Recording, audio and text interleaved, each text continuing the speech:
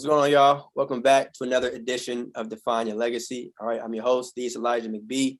And before we tap into today's episode, all right, I want to shout out the online store for Define Your Legacy, which can be found in the link of the description of this episode. All right, there's t-shirts, hoodies, mugs, all that. All right, so feel free to check it out in the link of this description in the episode. Okay, but yeah, going right in. We have Auntie on the show. How you doing? It's good to see you. Good to have you here. Hi, thank you for having me. Absolutely. So if you don't mind, could you introduce yourself and tell us a little bit about what it is that you do and your story overall? All right, so my name is Antonette Gunter. I'm currently a registered nurse. I grew up in Bloomfield, Connecticut, went to all public schools, Bloomfield High, Carmen Race. Then I attended UConn for my first bachelor's. I got my bachelor's in allied health science, and I was a first generation college student out of my family. And then after I got my second bachelor's degree in nursing, so currently I work at a hospital on a trauma/neurology floor. And I'm going into my first year of nursing come March, so I'm excited. Yes. Congratulations. And so the one of the things I heard stick out was first generation college student. So what does that mean to you? Well, I guess it's just starting my legacy, my generation, and what's to come. So my parents migrated here from Jamaica, and then they provided opportunity for me to go to school, get my education, take things seriously. And now I'm in the career that I'm in today because of them. And I would not be here without my parents. And so do you think that like the opportunities that you started to experience in college have kind of shaped you into the person that you are today? Definitely. I think it definitely started before college, just in my like personal life and my spiritual life. Like God is the head of everything I do. So they definitely instilled that within me. And then I was able to bring that into my like college experience. So with him directing my path and then my family like encouragement. And my mom was like one of those strict Jamaicans, but she knew there was something greater in store for me. So that's why I'm in the position that I'm in today. Yeah. And do you feel like there were any like tough times throughout your journey, whether it be through college or even now, just overall, just kind of dealing with certain things that become with the title that you're after? Of course. So at first I did like my 4 years. I didn't really have like a path at UConn. I didn't really have a path that was going on. I was just figuring it out. So I had like a 3-year break of me just taking classes over again and really figuring out what I wanted to do. So I started off as a CNA. Like many people don't know that about me, that I was just a CNA, regular work, same job that my mom came from Jamaica and did. So she already had her reservations and saying like, no, I don't think you should do that. She just wanted me to keep going to school and just finally be in a career. So that 3-year break, I basically had to prove to my parents that being a CNA was just one stepping stool for me to be where I am today. And then now I'm a registered nurse. So I definitely feel like she saw the fruition as time went on. But so I want to ask, did you with confidence believe that you would be where you're at today? And I say that because, once you make it, it's easy to say, yes, of course. But during those stages of that portion of your life, what was it that kind of kept you either going, or did you really feel like, all right, yeah, I'm definitely going to reach this level in life? Absolutely not. Like at first I thought I was going to be a lawyer. Then I thought I was going to be like a healthcare management business aspect because people say I'm like really to the point and like strict about everything. And then I was just like, you know what? My sister was a registered nurse and she is currently a registered nurse. She's in her APRN program. And I saw her experience. And I was just like, I want to be like my sister. Like if she watches this, she's going to be like, yeah, she copied me. But honestly, I would just give all the credit to like my sister and her experience. I saw what she went through with nursing school and like the endless nights and how like caring she was. And I was just like, that's something I could definitely see myself doing, is giving back to my patients. And I guess that experience shaped me into like the career path that I decided to go on as well. So I'm gonna ask you this though: how different do you think things would have turned out if it wasn't for your sister, or at least being able to see her, do that? I probably would have been a lawyer. Mm-hmm. I know people say like I have like a little bit of argumentative spirit in me, but I didn't like to read books, and like lawyer path, nursing's more experimental. You get your hands dirty. So I was just like, after seeing her do like the fun experiments. She was like, can I come home and put an IV in you? And like those type of hands-on experience is really what shifted my path. Like, yeah, that sounds kind of cool. And like her stories that she was telling me. So that's the reason why I went to like the healthcare field overall. Yeah. And do you feel like she kind of put you under her wing, if you will? No. Or was it? She gave me like, or no, that's what I'm saying. So like, or was it like you saw her doing it, but at the same time you had to, figure certain things out on your own and kind of, that's exactly what it was, because sometimes she would ask me like, are you sure you want to do nursing? Because she definitely goes through, nursing is not like roses all the times. Like it has this stressful pathway. So I definitely saw the aspect, like the downsides and the upsides, but I just knew there was something bigger than just me caring for one person. It would be like me touching a lot of people. So that's why I steered in that direction instead. But I feel like is that like one of the biggest upsides to nursing? Is just like, how does that feel? Like this idea of like helping people or being a source of like, like you really help someone with their day. I feel like it's like, how is that? Is that a part of the process? Yeah, it's actually fulfilling just to know like where someone started is at like their bottom, like their health scare for them. And then just to see them either walk out or pass into like a peaceful life, like that's the part that like that's fulfilling to me personally. It's just like having a little say in what direction they'll go. So. But emotionally, does that take a toll on you? Absolutely. I think I'm desensitized to death at this point, to be honest with you. And I don't think a lot of people talk about that in nursing, is that if a family member comes to me with a problem, like you automatically think this can be like the negative aspect if you go down this route, instead of always thinking like, yeah, like be a believer, miracles happen, things like that. So I definitely think that being so hands-on with nursing and seeing so many people die, like it kind of makes you a little bit like it's gonna happen, like a shrug shoulder, like it's just a part of life, But which is like the downfall. But though, like in saying that though, does that make you in a way like want to live life a little bit more like to the fullest, like really seeing that like it can really happen? Absolutely. So like I tried the times that I have my time off is my like downtime, my me time. I figure out what is going to be my next steps. Like I try to leave nursing at the hospital. When I come home, it's like me, what will make me like develop my purpose, or what will make me happy, pretty much. So Yeah, is that a struggle at times, being able to like flip the switch from when you leave work to going home?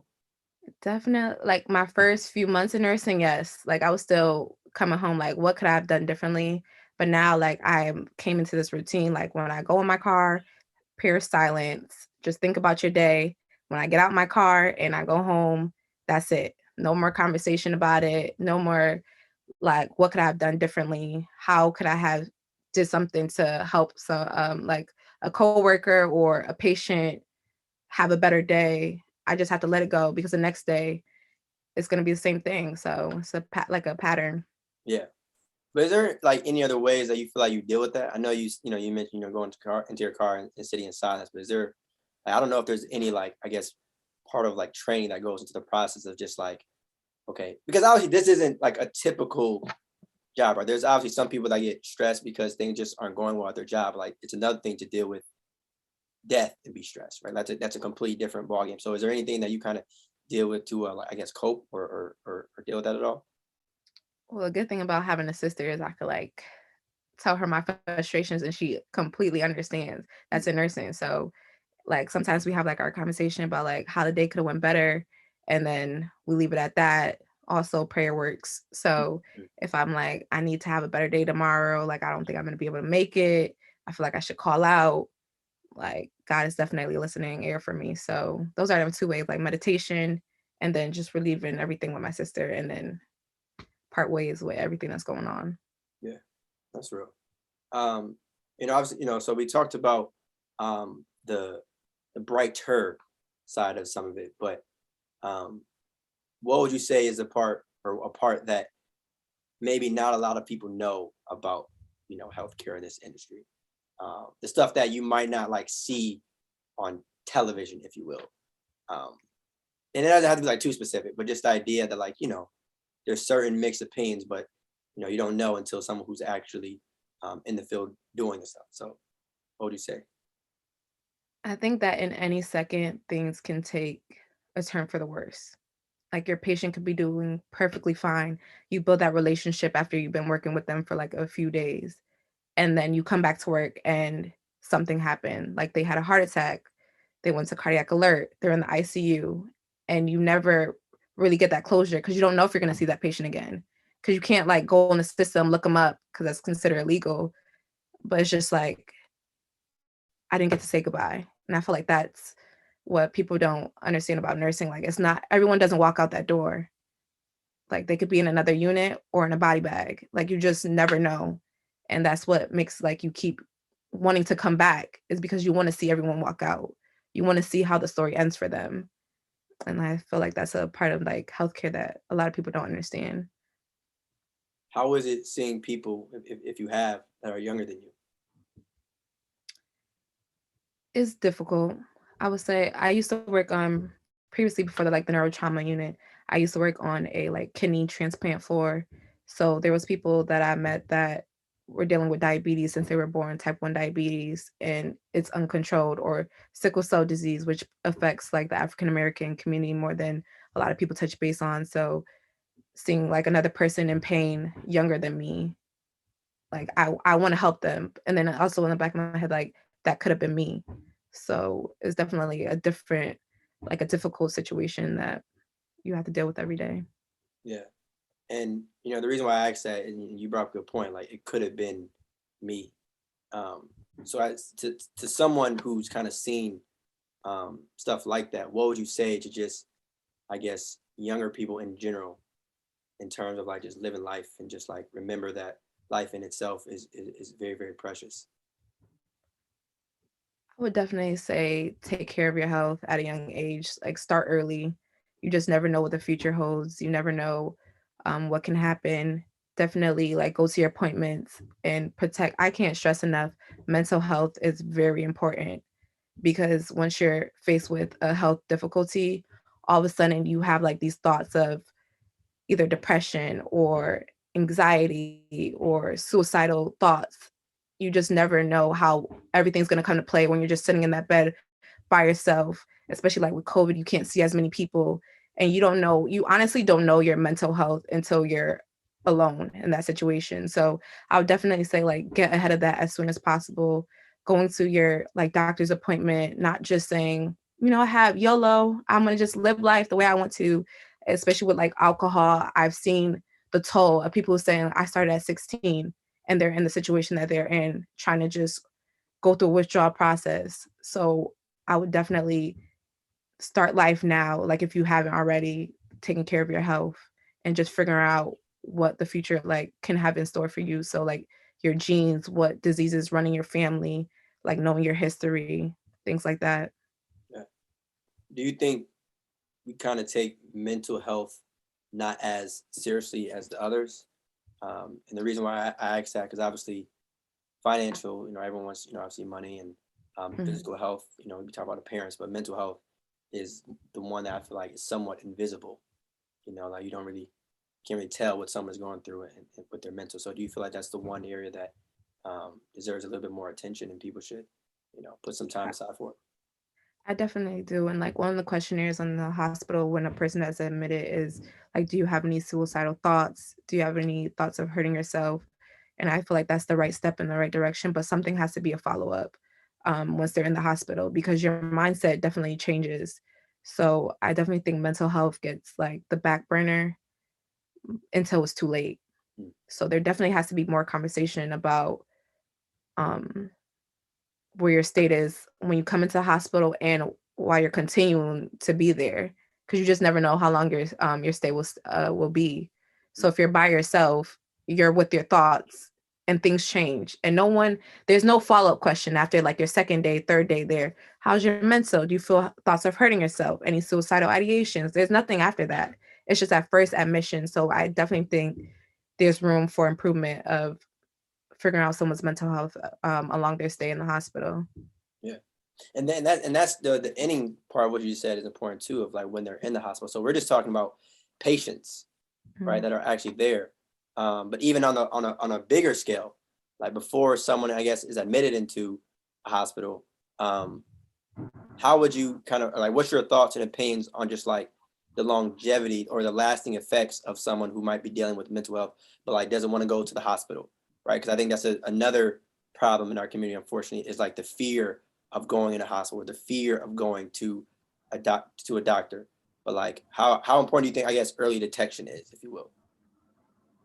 Oh, very important. Definitely. Just like for someone who you're just regularly talking to, if you see signs or hear things like, or if they even make a joke, because a joke can be really telling Mhm. that, man, if you could just take my stuff, I don't care about things, like the statement, I don't care, like that could also mean something. So definitely offering up like therapy, if not, or if you're not going to a hospital or a doctor, just, or having someone to talk to, writing down your feelings, writing down notes, things like that needs to come into play prior to going into the hospital.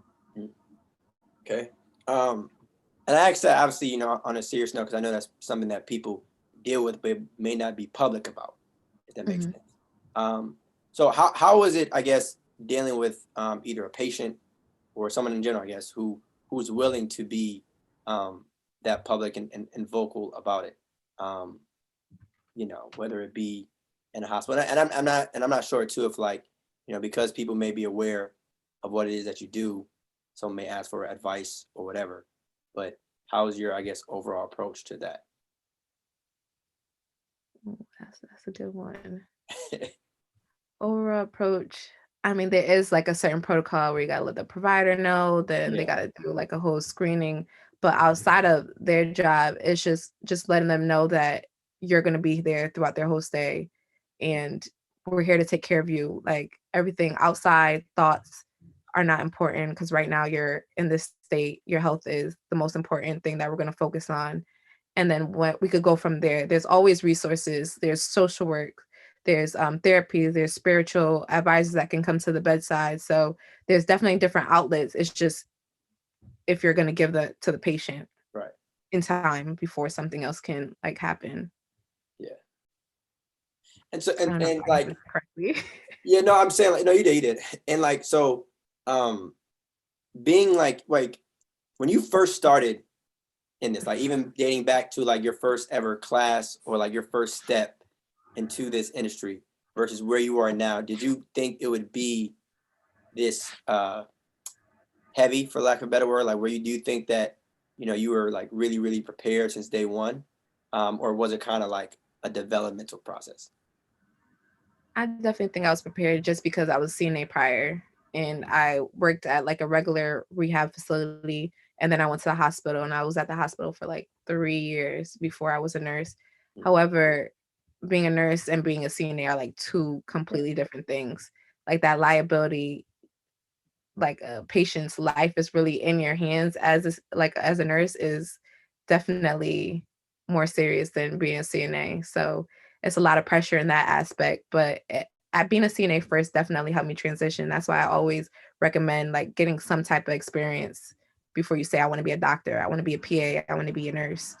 Yeah, Like just having that one-on-one experience will definitely tell you a lot about yourself. yeah. And what would you say to someone who's a CNA right now that's trying to be one of those things? I say keep going because it will be worth it. And don't ever forget where you started. Just because you're a nurse does not make you greater than a CNA because it's a teamwork environment. And as a nurse, I'm still doing CNA work. So it didn't really make a difference. It's just like a higher pay and more education. So I definitely say like keep going. Like it will all pay off in the end. Yeah. And that's the thing too, though, right? I feel like, obviously what you're doing requires um education, right? Like it's not like, something where you can just, all right, I'm just gonna randomly start this business or whatever. So what would you say, I guess, too, to someone who's just getting started? Like, and when you kind of think about the path that you're on, like years from now, like, are there any type of I won't say tactics, but things that you kind of thought about that kind of allowed you to keep going during your journey? I would definitely say you're gonna have some nights that you're gonna cry and feel like you're not going to be able to make it through, but definitely lean on your purpose. Like if you feel like you're really called to help others or to be in the healthcare field and give back to a certain community, I say like go for it. Like zone in on the finish line, because the road is definitely going to be a little rocky. There's classes that you're going to feel like the professor just wants you to fail, but in the end, if it's meant to be, it will be. And I feel like that's where I put my faith in it. Like, I know God has a purpose for me. I know God will make a way if it's meant to be. So that's honestly how I navigated my like career. But if you're not spiritual, whatever you think is your purpose, go for it. And then it will all come into play the way you want it to. You use a word that I like, and that's purpose. Do you feel like in the beginning, even now, that it was your purpose and your passion that allowed you to reach this stage? I definitely do. I think it took me a while to figure out like what my purpose was. I definitely had a family member tell me when my sister was in nursing school that I don't think nursing is for you. You're not like gentle and kind enough, but look at me now, you know? So it's just like people don't see those different sides of you. Yeah, I could be like a hard exterior, but like I'm soft. Mm. So if you're coming to me in need, I'm gonna definitely be there. And I think that's where I had to figure out how the way I act, how that was going to lead into like my career choice and the path that I decided to go in. So even though I came off as like business, I was going to be a lawyer, I was going to be hard. There's different side of nursing that would count for that. Like you got to stick up for your patient, you got to advocate for them in order for them to get the service. So I feel like it was like a nice little transition of to what I was called to do, because it's me being an advocate, me being a business person, and me just wanting to help all in one. And nursing was like that fit for me. Mm. Okay. And you mentioned patient. So what's the connection like between you and the patient? Like, is there what's your like mentality in terms of just like, all right, because some people in the field like to be brutally honest, and some like to sugarcoat, I guess, to make the patient feel at ease. But is there like a slippery slope? Obviously, never lie, of course. But I'm saying like, is there just how you deal with a certain patient? Is there any what's the overall approach to that? I just think you honestly have to just be honest with your patient. Like the rights of nursing and like your oath that you took Yeah. was just to be honest with your care. But also you can be gentle. You can like be soft with them. You don't have to be so hard because they're going through way more than what you are in that moment. So I definitely feel like you got to find a balance in both. So Yeah, because personally, I feel like if my doctor, like or a nurse has an attitude, it's like why are you upset? I'm the one here. like, like, but oh, but honestly, there's some patients who think you only have one. Like you're oh, their okay, private nurse. That's the issue. When okay. you have 5, 6, and in nursing, there's a priority tax. Like Mm-hmm. your discharge is not a priority to someone's blood pressure being 200 over Right, 100.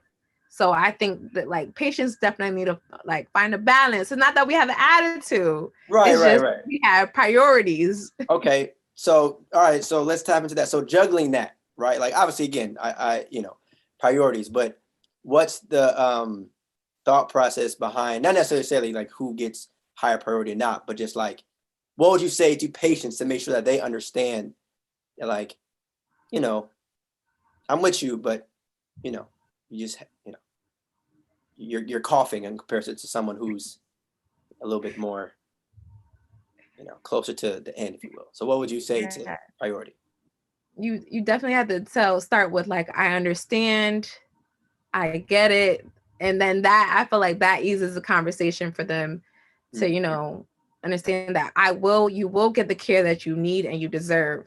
However, I have to attend to a patient who is like life or death. And I feel like once you say something like that, they understand. But also that's where the teamwork environment comes in, where you can have another nurse step in and do like a task, whatever the patient's asking while you're dealing with the bigger situation. Okay. So Okay. And I also want to talk to about emotions, right? Like so, mhm. as human beings, we're obviously emotional people. And some people, take their emotion with them before work into work. But with what, you may be doing, that might not be ideal, right? So like, how do you kind of manage your emotions ahead of time? I know we talked about after work and not taking it, with you home. But like, how do you kind of prepare yourself to like, all right, I'm going into, something serious? So I just started like this whole positive affirmations. So before I go into work, I tell myself I'm gonna have a good day. No matter what, I'm gonna have a good day. And then I let the day like play out. So like my morning time, I just gather my thoughts and get ready. And I just go in with like a positive mindset.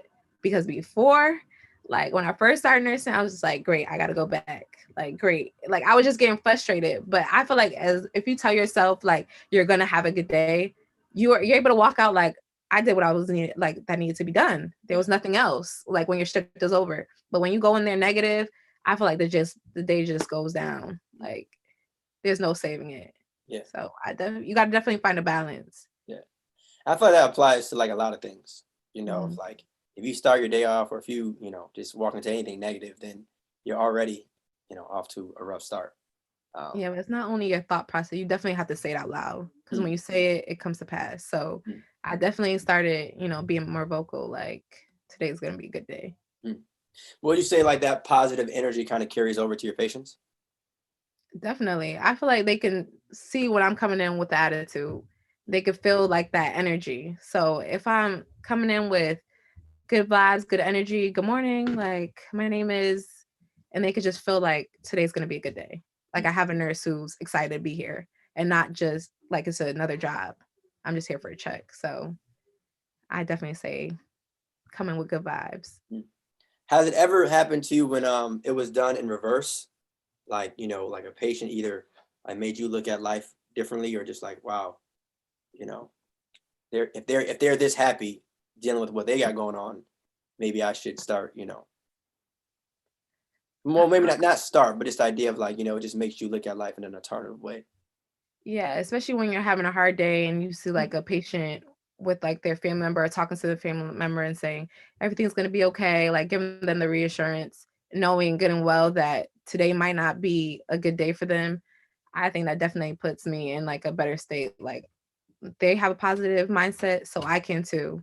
Like when nursing, you just never know what you're going to walk into. And a lot of patients end up being my little healthcare worker as well, because they put a smile on my face when I'm feeling down, when I feel overwhelmed or I'm running up and down. And they're just like, Antonette, you're doing a good job today. I'm just like, really, I am? Because I feel like I'm not paying you no mind. Like I feel like that's where I'm able to like, and at the end of the day, love what I do, even though it could get crazy. So Mm-hmm. Yeah, I bet. And it's just crazy to hear, stories like this, where it's like we're talking about literal like life and death. It's bigger than just, all right, someone who's, just regularly clocking in. Like this is, some heavy stuff. But when you were in school taking, your class for this, just gonna ask, did you see a lot of Black people? no, actually, I went to Shenandoah University in Virginia to do my like accelerated nursing program, Mm. and I was the only Black person in my cohort, which was shocking to say the least. Yeah, No, I it need you was to. it was That's not the one. I'm it gonna let was you. All right, so no. because So no, because I honestly took a chance. Like leaving Connecticut, I said I'm gonna have a fresh start. I was excited. Then I walk in orientation day, like, where's the people like me? Like, what's going on? mm. And then I saw like another Black young lady. Come to find out, she was at the wrong orientation. So I got my hopes up, like, oh yeah, girl, you're gonna be close. And then it didn't happen. Mm. So it was definitely like a shell shock. But honestly, I feel like that made me the strong person that I am today and gave me like some of the best friendships that I have. Because when I was at UConn, I never really mixed and mingled with like the white students on the campus. I was always like in the AACC or, I always had like Black friends, but it also gave me a perspective. And I felt like I educated them on what like a Black patient would need or how they can like communicate with me without being offensive. So I definitely think it was like a blessing in disguise. Yeah. And so you said when you were down there that you were the only Black woman or Black person in general, like man and woman, or Black person and Black woman, person? my Okay. cohort. Okay. Yeah, Okay. both. Okay. Well, definitely round of applause. Honestly. But all right. So talk to me too about the obstacles of that, because headlines like that, it obviously sounds good, but again, like when you're really like living in it day to day, and just like, all right, you walk in, you don't see anyone that you know looks like you. It was that a tough time. Were you extremely just focused and locked in on your goal that you know? Definitely, but I felt alone. Like I thought this was gonna be I honestly came in like I'm gonna have a different experience than like my first bachelor's and I was gonna have fun. But then I got there and I'm just like, who's gonna, joke around with me? Like who's gonna get my jokes? Who am I gonna study with? Mhm. Who's gonna get me? And I did not have that. So it honestly took me a while to warm up to like in the classroom. And maybe like a month or two before I started finally talking to people because I'm already like a reserved person. And then I'm just like, what if they don't like me for me? What if I'm, too Black for them? They're not gonna get my jokes. Like those are definitely a thought process that goes through your head, even though I'm like, I'm pro-Black, but in this classroom, I feel so small. So it was definitely like an adjustment that I had to make. And there was definitely comments where I'm just like, I Mhm. said, hold up. Yeah, yeah, yeah, Like, yeah, yeah, yeah, yeah, it was so I had to, play my cards right. But yeah. I mean, I Do, made do, it through. yeah, yeah. Do you feel like though there were times where like you couldn't completely be yourself? Definitely. Because there was one situation I had a classmate that really tried to like get underneath my skin and made some like remarks when like the Black Lives Matter movement was in its prime. Oh, Um and I I looked I looked back like, did he really just say that? But there was no one that looked like right, me to right, right. really, bounce that idea. Yeah. So then there was the one I had out of all my professors, I had one professor who stood up and said, what he said was wrong. You should definitely do something about it. But the rest of the professor just went on with her day as if he did not say that. So then I had to go to like the president and talk about it. And I said, how can you have a nursing student who's going to take care of people of color make a comment like that? And the remark was like, we could talk about it. We could meet about it. But no action was taken. He still graduated with us. So I feel like if I had, someone to confide in, someone within my class, in my corner, maybe would have been a little bit stronger, but it didn't work out that way. And I don't know where he's at now, but hopefully his Black patients are safe. That's Yeah. all I have to say. Do you think that there's anything that can be done to avoid another situation like that in terms of you being, the one and only Black person? Well, I definitely brought up to school, like, you need to have representation in your professors. There needs to be, because I only saw one Black professor at that school that was like a part of the nursing school. So I definitely feel like it starts from the head because there needs to be conversations with those that are like higher up about why don't we see more people of color as our students? Like why like that's a conversation I can't have as a student coming in. But you being at the university in your tenure, that will make like more of a difference. So I feel like it honestly starts with the head. But before I left, I definitely saw more people of color coming into the nursing program. So I Okay. don't know if my class was like the one that sparked the conversation. And then they said, oh, yeah, like there's only one Black girl in this program. Maybe we should do more. I honestly don't know. And I haven't checked on that school since. So, Maybe, yeah. Yeah. yeah, But something. it's that you bring up a good point though. Like it starts with the head. Like, I didn't really think of that in terms of like, professors is one place where you can start because obviously you can always control who applies and stuff like that, but you choose professors. Um, Exactly. but that's a very good point. Do you think that there's like, I won't say programs, but just like overall initiatives that can be done, and even starting like at the high school level, like in terms of certain things being introduced to like our youth? Like, was there a program or did you have anything growing up that allowed you? I mean, obviously, I know you mentioned your sister, but was there anything else that you kind of like, all right, this helped me kind of get here? Not specifically at school. I would say definitely like going to church. So we had like a girls club, and I definitely had like women. I was surrounded by women who were nurses, teachers, like definitely something to look forward to. But at Bloomfield High, personally, we never had a career fair. We only had like a college fair.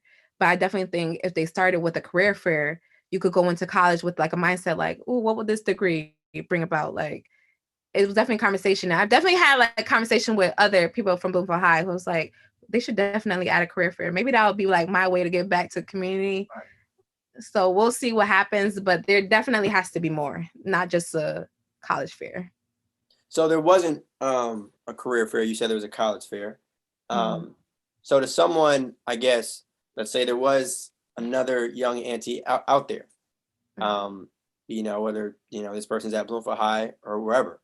What would you say to the you 10 years ago? Looking back at what you know now and everything that you've gone through, what would you say, including everything, right? Like I know even, you mentioning the 3-year break that you had to deal with. You mentioning going to school and being the only Black person, not just woman, but person in your class. And throughout all that, obviously you made it through. But what would you say to someone who might be literally going through that right now? Yikes. I would say keep going. Like there's going to be self-doubt. There's going to be people who are going to steer you in a different direction, but you have to listen to your heart and just know that God like has a path for you that was specifically designed for you. If you stay away from that, you're going to go in the wrong direction. But you just have to like stay focused on what you were called to do. And even though you might not know in that moment what it is, as long as your heart is in it, it's going to lead you in the right direction. I feel like I'll tell myself that because there's definitely times I doubted myself, like first going to UConn, like my first year, I wanted to leave. I wanted to go to HBCU because I was just like, this is not my people. After, being from Bloomfield High, it wasn't a diverse school. I don't know how it is now, but I was just like, these people don't get me. So I wanted to leave, but I would say you have to keep like going on that path because now I have like the best friendships Mm. to this day. So yeah, people don't know that, but I was gonna leave my freshman year Wow. of, Wow. of You're gonna leave college. after. Wow. Yeah. Wow. But then you stayed. And so what made you stay? Like, did someone like, convince you to stay, or did you even tell anyone before this Oh no. episode? No, I fucked it. I honestly wanted to go to either HBCU or I wanted to go to Syracuse so I could still be like Oh orange my. and blue. Like go Warhawks. Shout out to Warhawks. But it was either one. But it was honestly me getting involved in the AACC, like the fashion shows, like the YSO, like BSA meetings, the parade, homecoming parade. Then I met like my closest friends now, Denisha, Keela, and Michelle. And then it was like history. And we're all friends now still. So like it worked out. And I had Takia in my dorm room who was like the only, I think like the second Black person on our floor at UConn. So it worked out for me to stay. Yeah. So, all right. So do you think like the experience and the exposure to being around other people that look like you had played a huge factor in that? And definitely because Okay. I was missing my people. Okay. There's nothing wrong with Like that. Yes. like going to PWI, it's kind of rough.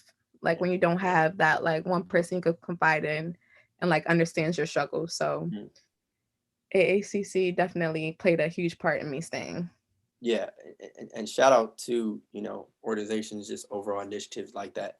I think Mhm. like I really do think that like that's a huge part as to why a lot of people, now obviously you persevered and made it, but I think that's a huge reason why a lot of people just either slow down with their processes because you look to your left and you look to your right and you don't see anyone that looks like you. That is a huge, huge challenge. Like it's not even always about, just being smart. It's like who is supposed to motivate me when I can't motivate myself. And that's you deal with that as a human. Um, but so in all of the courses that you've taken in all the classrooms that you've been in, right, and where you are now, of course, would you say it's all been worth it? All the long nights, the sacrifices, the events that you may not have been able to attend because you had to study or whatever the case may have been? Do you feel like you can say with confidence that, you know what, it was definitely worth it? It was definitely worth it. Mm. I can say that. I was even thinking about going back to school. Nice. So it's Mm. definitely worth it. I think, do you feel in terms of like education, right? Because obviously, like I said, this was a career where you need to be educated. What do you think the benefit of college has meant to you? Just like, and I know obviously, to hear it now, you've had mixed feelings about UConn after your freshman year, but that's okay. But what would you say as a whole? It's kind of meant to your overall journey. Just being a first generation, say like I'm starting a process that my parents weren't unable to do, but they like provided me with the opportunity to go to school. And then I'm gonna be able to provide for my like future kids to go to school and like go to college. Definitely started that up for me. But I don't know. Yeah, I mean, it's okay. And the reason why I asked that though is because nowadays, there's obviously always conversations of, whether or not someone should go to college or get a trade or whatever the case may be. And I personally don't think that there's a wrong answer, but I just think it's interesting to hear, your perspective as to, someone who's got not one but two of her bachelor. So I think that's a pretty cool. But how is that though, having two, not one? I mean, the first one, it didn't really serve me any purpose, to be honest. It was just a pathway for me to be where I am. It was like a little stepping ground. So Okay. I guess that's, it's all right. But I had a presidential scholarship, so we all Okay, right. talk and talk. Wise. Mhm. Yeah. More shade towards you, kind of see. It's even Oh more. no. There's no shade. Go Huskies, yay! But I'm ready for the future. Let's see Right, what right. my other is gonna be if I go back to school. Mm. But even in saying that, though, like, do you think that like just having gone through the actual process of going to school, UConn or wherever, but just like, do you think the idea of going to school has helped you, you know, form a different opinion, if not the same opinion, about your overall thoughts towards college and whether or not people should go and stuff? Definitely, I feel like it provided like a structure for me. Like there was one, like the first year, freshman year, that was one goal I accomplished that, like I passed, and then a second goal. So it definitely like helped build me into like the person I am. That like goals are attainable as long as you like keep trying and putting like your like what is the word? What's the saying? Your What? best foot forward. There we Okay, yeah. go. Mhm. Yeah. I mean, that's it's definitely true. I mean, you talked about that too. With daily affirmations. Just like that it's all a part of it. It's all a process. But obviously, you mentioned you went to Bloomfield High and you went to UConn, both of those in state. But did you ever have like were you ever hesitant to like move out of the state? Like, was that something No. that Nope. do you not like Connecticut?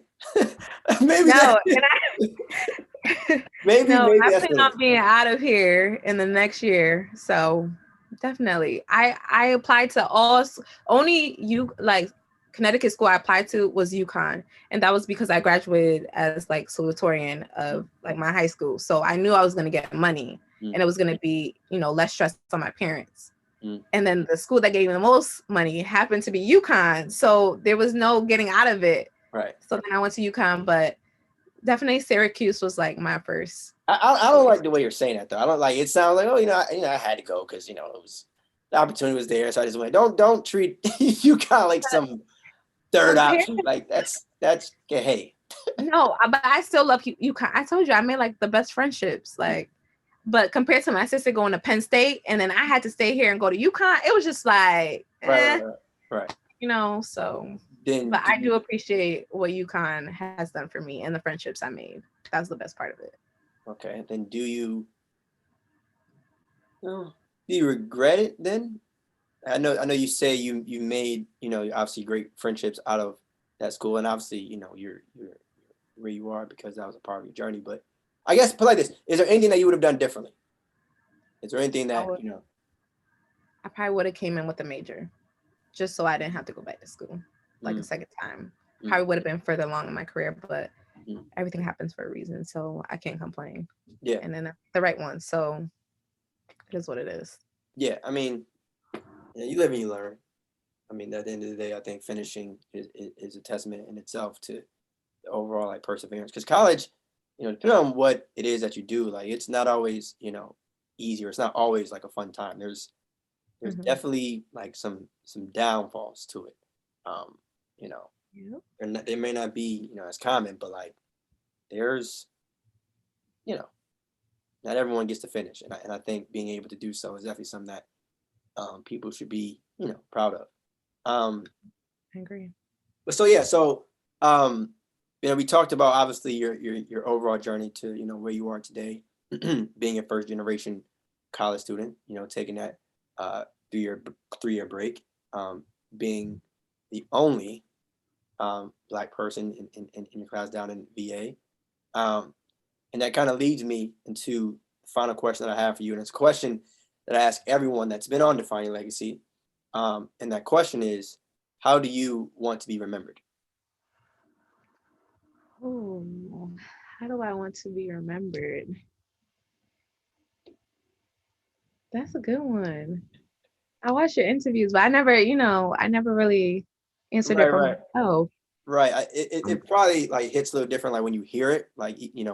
I guess when it's asked to you as an individual, it really makes you kind of, you know, pause and How do think I a want little to be bit. But yeah. remembered? I think I want to be remembered as someone who didn't only live for herself, but live for others. Someone who knows how to give back and care for others while also caring about herself and like her own mind state and what the future has in store for her. Gee, this is a good one. Like I don't only want to be a helping hand medically, but outside of that, like outside of the job that pays me, I would definitely want to do more. Yeah, that's really a good one All right. Well, Blaze, why is that? Why would you want to do more? because I feel like your purpose isn't fulfilled with a paycheck. It's definitely something more than that. It shouldn't be a job, but it should be something you were called to do without having to get like payment for it. Something you're like passionate about. So that's why I say that. Mm. You Because know what money though? is nice, but it doesn't bring happiness. Mm. So, You know what though? To follow up off that, do you ever see? I don't know if you can tell, but like wealthy patients. If that makes sense. Like I know yeah. age is one thing, but like, do you see people who have a lot of money but still struggle with their health? Do you see that? Wait, that has a lot of money and does what with Like their that health? struggles with their health, or like just ends up is a patient. Like if they're wealthy. Honestly, now that I think about it, no. Mm. I feel the wealthy patients that I met were all older. I never met like a young, like wealthy patient. So I would think that they, reached like a certain age in life that they were taking care of themselves, and that would be my guess, to be Well, yeah. Well, I honest. mean, like even regardless of age, like whether they were young or old, but if they were, the reason why I asked that is because, like, to your point, you said that money doesn't always mean that like peace, or like doesn't always mean happiness, and so Mhm. like no matter how much money you might have, if you're laying, if you're on your deathbed or whatever, it's not the thing that you'll always be quote unquote remembered for. And I Okay. think Oh yeah. oftentimes folks allow money to, which I get, it's still money at the end of the day, but at the same Mhm. time, no matter how much money you have, if your time is closer than you might think, you know and now I was just curious to see if there was any correlation, if you will, between like people who may have been wealthy but also patients. But yeah. Yeah, definitely. Okay, so now I get what you're saying. So like the wealthy patients that I met, I feel like on their bed they're still worrying about money. They're still worrying about like the house, the car, but not they're just not at peace at where they're at. They always feel like they have to do more or give more. And honestly, I feel like there's a correlation of who really comes to see you and who cares. Mm. Because there's a lot of wealthy patients who get no visitors or not even a phone call or like a checkup. So I definitely feel like the way you spend your money or like the time you spend with others are more important than like the money that you actually have. Because when it's all said and done, who's going to be there and your money is gone? like when you're gone. So yeah, definitely a correlation with that though. Yikes, that's scary. I didn't even really like think of it like that. That, that wasn't the direction I was going, but I'm glad you. Oh, sorry. No. That's a great thing. Like being, like I was comparing it to like life, and obviously, like being close to end, but like being like a wealthy patient in the hospital and having so much money, but then not receiving like any phone calls, or like you wake up or like from whatever and like see that like there's no one. That's crazy. I even really like, damn, that's kind of heavy. Seen it happen, and it's really sad. So we become your family at that point. Yeah.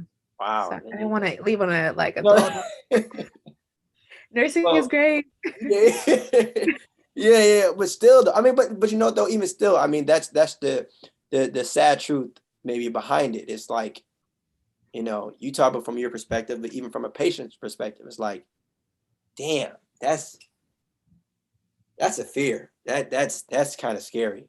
Oof, We oof. say legacy, so I was just like, No, that is a great one thing. And like I said, I hope at least one person who hears this knows that, like, hey, money, like I said, I think everyone knows, right? Money is cool, money is nice, money is convenient, it's powerful and all that.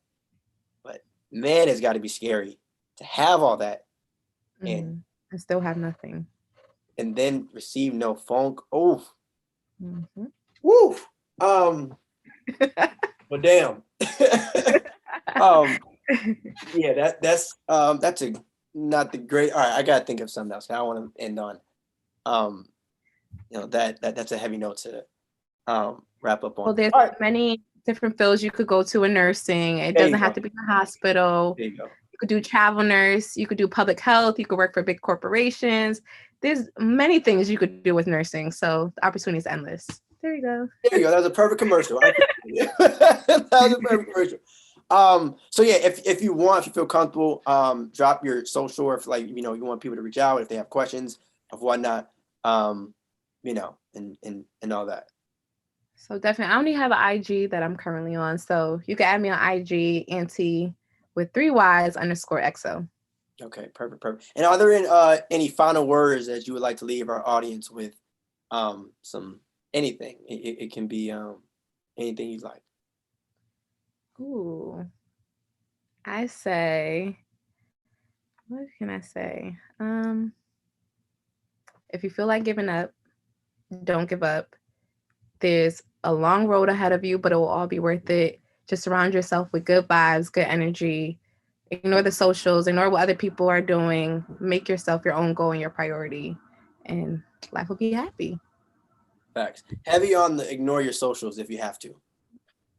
Heavy on the, like, social media can be good and can be informational, but it can be a distraction, and it can poison a lot of people's minds. Like I compare social media is very similar to like food in terms of like what you put in your body, it can damage you. And social media is the exact same way. Like definitely cause harm if you allow it to. So if you have to, y'all, ignore any and all socials. But yeah, thank you for being on the show. It was definitely a heavy and also a needed episode. I'm glad obviously you were able to share your story and everything like that. Definitely much appreciated, y'all. And on the Defiant Legacy front, make sure you all check us out on Instagram, Twitter, Facebook, YouTube. Obviously subscribe on YouTube, Apple Podcasts, and Spotify. And again, check out the store and the link of the description of this episode. But yeah, we appreciate you for being on the show. Auntie, and just like that, y'all, we gone. Peace.